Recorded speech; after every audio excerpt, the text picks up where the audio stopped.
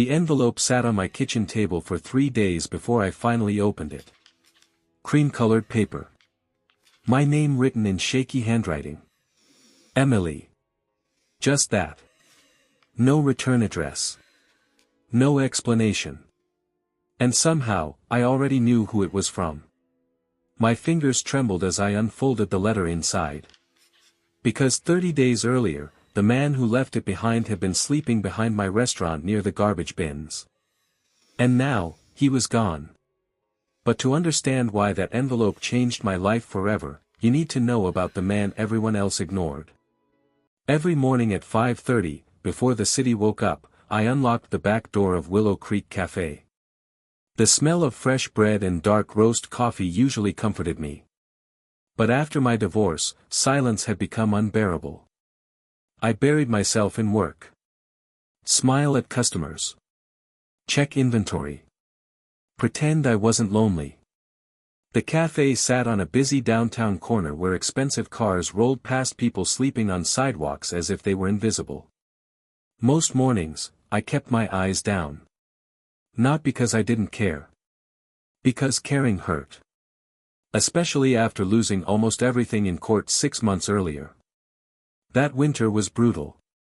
Temperatures dropped below freezing almost every night, and the homeless shelters overflowed by sunset. I'd see people huddled under newspaper blankets while customers inside complained their lattes weren't hot enough. Then I noticed him.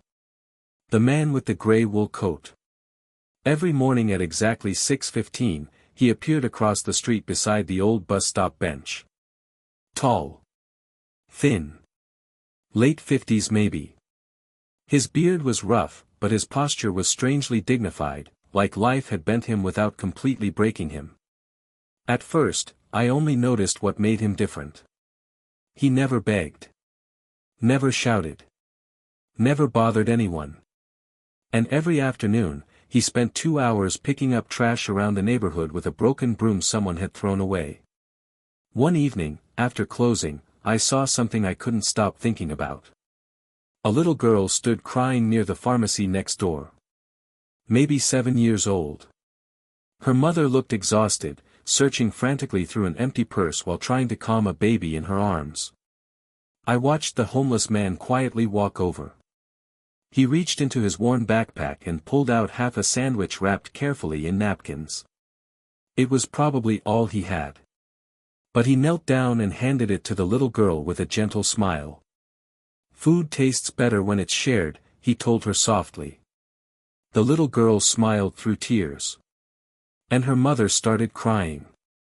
I stood frozen inside my cafe window, staring at a man with nothing, giving away the little he had. Meanwhile, I threw away trays of untouched pastries every night. That image followed me home. Followed me to bed. Followed me into the next morning. At closing time the next evening, I packed leftover soup, bread, and coffee into a paper bag before I could talk myself out of it. I walked nervously toward the alley behind the bus stop where he usually slept. "Excuse me," I said quietly. He looked up immediately, cautious but polite. "I noticed you haven't eaten today." For a second, pride flickered across his tired face. Then he smiled gently. "That's very kind of you, miss." I handed him the bag. And neither of us knew that small moment would begin a 30-day journey leading to one unforgettable envelope, and a truth that would leave me speechless. Before we continue with this incredible journey, I spent countless hours researching and crafting this story to bring you something truly meaningful. If stories like this touch your heart and you want to see more acts of kindness that restore faith in humanity, please subscribe and hit the notification bell. It means the world to me and helps these important stories reach others who need to hear them. Now, let's see what happens next. Have you ever witnessed an act of kindness that completely changed your perspective? Share your story in the comments below. The next morning, I told myself it had only been a one-time thing. A simple act of kindness. Nothing more. But all day, while customers filled the cafe with laughter and clinking coffee cups, I kept glancing across the street toward the bus stop bench. Looking for him. At exactly 6:15, he appeared again. Same gray coat. Same careful walk. Except this time, he carried the paper bag I had given him the night before. Completely untouched. My stomach tightened. Had he hated the food? Was he offended? I tried to focus on work, but curiosity gnawed at me until lunchtime. Finally, during my break, I crossed the street pretending I needed fresh air. As I approached, I noticed something strange. 3 younger homeless men sat beside him, shivering hard beneath thin blankets. And there he was, dividing the soup and bread into tiny portions so each person could eat. He hadn't kept any for himself. "You didn't eat it?"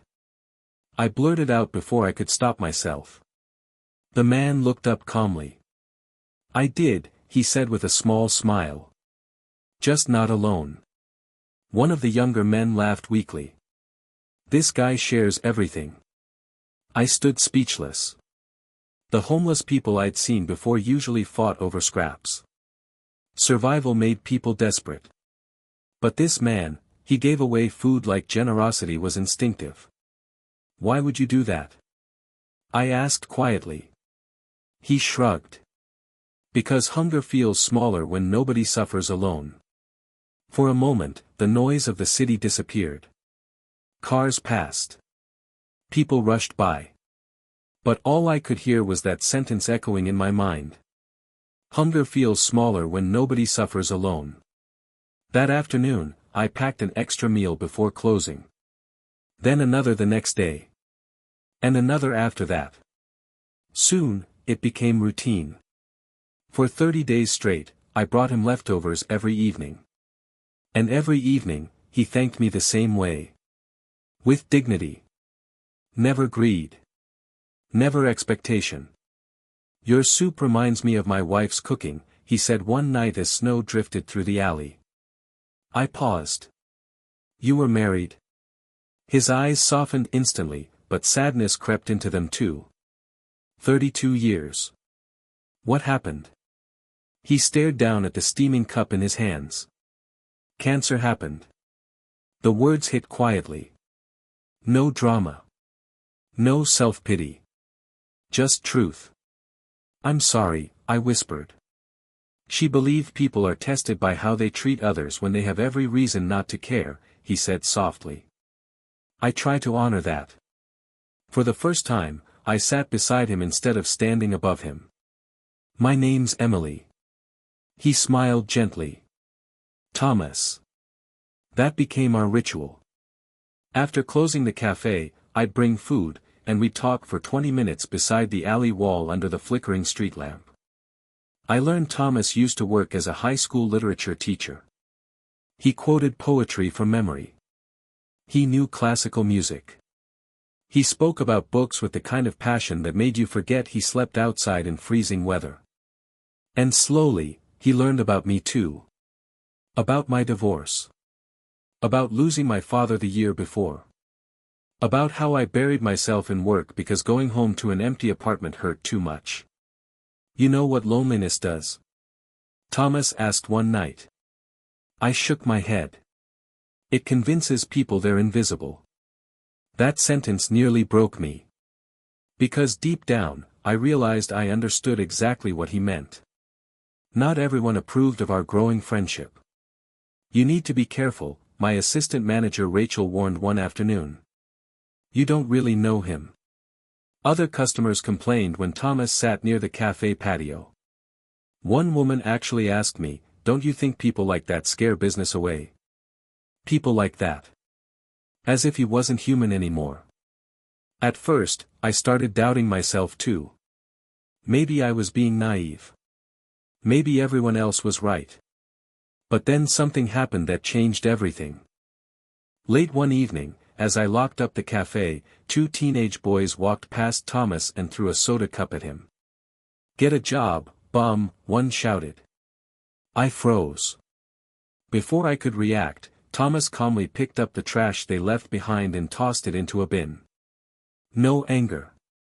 No yelling. Just quiet grace. I walked over, furious. "How can you stay so calm?" Thomas gave a tired smile. Because bitterness is another kind of homelessness, Emily.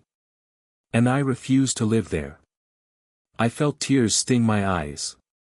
And for the first time in months, I realized something strange was happening. I thought I was saving him. But somehow, he was healing me too. By the second week, feeding Thomas had become part of my life. Not charity. Not obligation. Routine. Every evening after closing Willow Creek Cafe, I packed 2 meals into paper containers and walked to the alley behind the bus stop. And every evening, Thomas greeted me like an old friend. Ah, he'd say warmly, the woman who makes soup powerful enough to heal broken souls. I laughed every single time. But something else changed too. The alley slowly became less lonely. Other homeless people began gathering nearby, not begging, not causing trouble, just sitting together quietly while Thomas shared stories. Sometimes he recited poetry from memory beneath the buzzing street lamp. Other times, he listened. Really listened. A grieving veteran. A runaway teenager. A mother sleeping in her car with her son. People opened up around Thomas in ways I'd never seen before. One freezing Thursday, I arrived carrying food and found Thomas teaching a young homeless boy how to read using an old newspaper. You sound out the letters slowly, Thomas encouraged patiently. Words become less frightening when you stop rushing them. The boy looked up proudly after finishing a sentence. I stood there silently, overwhelmed. Were you really a teacher? I asked later. Thomas smiled faintly. For 27 years. Then how did you end up here? For the first time since meeting him, he hesitated. His face tightened slightly. Life collapses faster than people think. That was all he said. And I didn't push. But that night, lying awake in my apartment, I couldn't stop wondering how someone so intelligent, gentle, and selfless could lose everything. Then came the storm. 3 straight days of freezing rain hammered the city. Shelters overflowed immediately. Emergency warnings flashed across every news station. I spent hours worrying about Thomas. When I finally found him on the 3rd evening, he was soaked through completely, shivering violently beneath the bus stop roof. You can't stay out here, I said firmly. I've survived worse. No, I snapped. Not this time. Thomas looked startled by the sharpness in my voice. I lowered it immediately. Please. For a long moment, pride battled exhaustion in his eyes. Finally, he nodded once. I brought him into the cafe after closing. The warmth hit his face so suddenly that tears filled his eyes before he could hide them. Not dramatic tears. Just quiet human relief. I handed him dry towels and one of my father's old sweaters I kept in storage. It's clean, I said awkwardly. Thomas ran his fingers across the fabric carefully. Thank you. While he warmed himself near the kitchen heater, I made fresh tomato soup and grilled cheese sandwiches. Real food. Hot food. Not leftovers. And for the first time in weeks, Thomas ate until he was full. You know, he said softly between bites, most people avoid looking at us because they're afraid homelessness is contagious. That's ridiculous. No, he replied gently. They fear becoming us. His honesty stung because deep down, I knew he was right.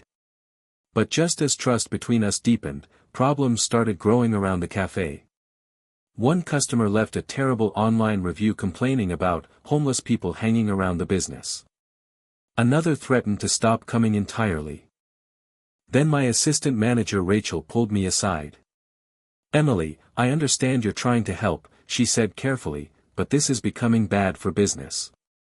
He's not hurting anyone. That's not the point. I stared at her in disbelief. Then what is the point? Rachel sighed. People don't want reminders that life can fall apart. That sentence haunted me. Because it explained everything. Thomas made people uncomfortable not because he was dangerous.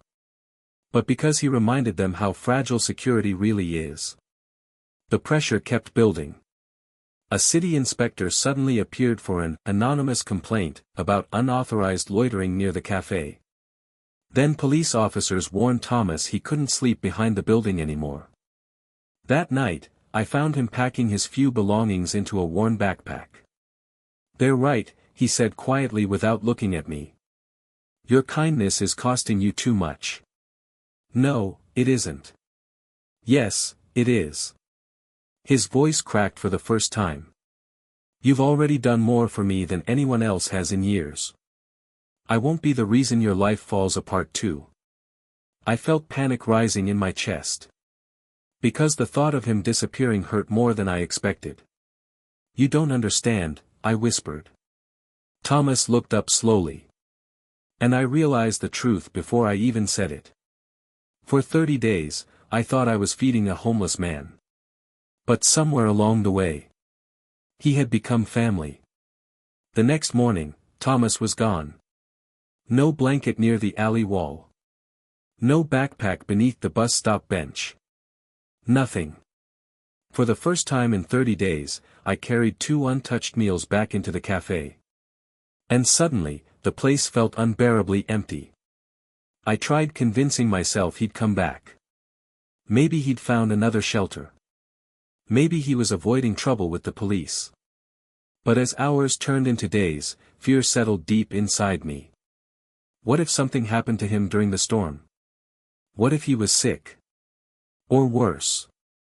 By the 4th day, I couldn't focus on work anymore. Customers spoke, but I barely heard them. Coffee burned. Orders got mixed up. Rachel finally pulled me aside. "You care about him a lot, don't you?" I looked away quickly. "Yeah," I admitted softly. "I do." That evening, instead of going home, I drove through shelters, soup kitchens, and church parking lots searching for Thomas. I showed his picture to volunteers and asked strangers if they'd seen a tall man in a gray coat carrying poetry books. Most shook their heads. Until an elderly shelter worker paused. "You mean Thomas Bennett?" My heart skipped. "Yes." She smiled faintly. "He talked about you constantly. Said you reminded him that kindness still existed. Where is he?" But her smile faded. "He collapsed 2 nights ago from pneumonia. Ambulance took him to St. Mary's Hospital. I drove there immediately. Hands shaking the entire way. At the hospital front desk, they almost refused to give information because I wasn't family. But before security could escort me away, a weak voice called out from down the hallway. "Emily." I turned. And there he was. Thinner. Paler. Connected to oxygen tubes. But smiling. The relief hit me so hard I burst into tears. "You idiot," I cried, laughing through sobs. "You disappeared." Thomas chuckled weakly. "I didn't mean to worry you." I sat beside his bed for hours that night. And for the first time, he finally told me the full truth. After his wife died, grief consumed him. Medical debt swallowed their savings. Depression cost him his teaching career. Then alcohol took the little he had left. "I lost myself after I lost her," he admitted quietly. "One bad year became 5. I stared at him silently. Because suddenly, homelessness didn't look like failure anymore. It looked like pain left untreated for too long. "You know what saved me?" Thomas asked. "What?" He looked directly at me. "Being seen. That broke me completely. Not money. Not pity. Not leftovers. Being seen." The next morning, I made a decision that terrified me. I started a fundraiser through the cafe. Not just for Thomas, for transitional housing and recovery support for others too. At first, I expected criticism. Instead, something incredible happened. Customers donated. Neighbors volunteered. A local doctor offered free medical care. Even Rachel apologized. "I think I forgot people deserve dignity before judgment," she admitted quietly. Within 3 weeks, enough money had been raised to place Thomas in a small furnished apartment connected to a recovery program. The day he received his keys, his hands trembled so badly he dropped them twice. "I never thought I'd have a home again," he whispered. But the biggest transformation wasn't the apartment. It was Thomas himself. Color returned to his face. His beard was trimmed neatly. He started volunteering at the shelter downtown, teaching literacy classes 3 evenings a week. Watching him stand in front of a whiteboard again, helping others read with the same patience I'd first seen beneath that street lamp, felt like witnessing someone come back to life. Then came the moment I'll never forget. 3 months later, I walked into the shelter carrying donated food when I spotted a frightened teenage boy sitting alone near the entrance. Before I could approach him, Thomas walked over first. He handed the boy a sandwich and smiled gently. "Food tastes better when it's shared." The exact same words that had started everything. And suddenly, the story came full circle. Not because Thomas had stopped being homeless, but because kindness had given him back the part of himself the world tried to erase. That winter, fewer people slept hungry near our neighborhood. Not because one person saved everyone, but because one small act of compassion created a ripple effect bigger than either of us imagined. And standing there watching Thomas help someone else, I realized the truth. Sometimes, the people we rescue end up rescuing us right back. This story shows how one act of kindness can change everything. What's one way you could make a difference in someone's life today? Challenge yourself and share your commitment in the comments. 6 months after Thomas left me that envelope, Willow Creek Cafe looked completely different. Not the walls. Not the menu. The people. Near the front counter now stood a small wooden shelf labeled "Community Meals, take one if you need one." Customers anonymously prepaid meals every single day for struggling families, elderly neighbors, and homeless visitors. Some people donated $5. Others donated hundreds. But every contribution carried the same message. You matter. And somehow, that little cafe became more than a business. It became a place where people felt seen. As for Thomas, well, the man who once slept behind my restaurant now taught literacy classes full-time at the downtown recovery center. 3 evenings a week, he sat beside people the world had forgotten and reminded them that their stories weren't over yet. His students adored him. Especially when he quoted poetry dramatically enough to make everyone laugh. One afternoon, I visited during class and watched a middle-aged man struggle to read a simple paragraph aloud. Embarrassment flooded his face halfway through. "I'm sorry," the man muttered. "I'm too stupid for this." Thomas immediately shook his head. "No," he said firmly but kindly. "Life interrupted your education. That's not the same thing." The room fell silent. Because every person there understood exactly what he meant. After class, I handed Thomas coffee while he stacked books carefully into a cardboard box. "You've changed a lot of lives," I told him. He smiled softly. "So have you." I laughed. All I did was share leftovers. Thomas looked at me for a long moment before answering. "No, Emily. You offered dignity when the world offered judgment." That sentence stayed with me. Because looking back now, I realize the envelope he left behind wasn't really about money. I never told you what was inside it. There was no check. No hidden fortune. No dramatic secret inheritance like people might expect. Inside the envelope was a handwritten letter. Just 1 page. Folded neatly. The paper was worn from being rewritten multiple times. Part of it read, "Dear Emily. For 30 days, you fed me when most people wouldn't even look at me. But what saved me wasn't the food. It was the way you spoke to me like I still mattered. You reminded me I was more than my worst chapter. And because of that, I finally believed my life could begin again. If you ever wonder whether kindness changes anything, remember me. Because it changed everything for me. Thomas. I cried harder reading those words than I had during my divorce. Because deep down, I think we all fear becoming invisible. At work. At home. In society. We fear that if we fall apart, people will stop seeing us as human beings. But this story taught me something I'll carry forever. Compassion doesn't always require enormous wealth or grand gestures. Sometimes it starts with a warm meal. A conversation. A moment of eye contact. A decision to care when it would be easier not to. Today, Thomas still volunteers every weekend at the shelter. Rachel now helps organize winter clothing drives through the cafe. And every Christmas Eve, our community gathers downtown to serve meals together, business owners, students, nurses, former homeless residents, and families sitting side by side. Not separated by status. United by humanity. Because kindness is contagious too. And maybe that's the real miracle. Not that one homeless man rebuilt his life. But that one small act of compassion inspired hundreds of others to open their hearts too. Stories like this remind us that extraordinary kindness exists all around us. If this touched your heart, please like this video, it helps more people discover these inspiring stories.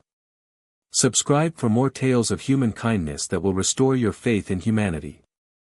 And most importantly, look for opportunities in your own life to be someone's unexpected blessing. What act of kindness will you perform this week? Let me know in the comments below. Thank you for watching, and remember, you have the power to change someone's entire world.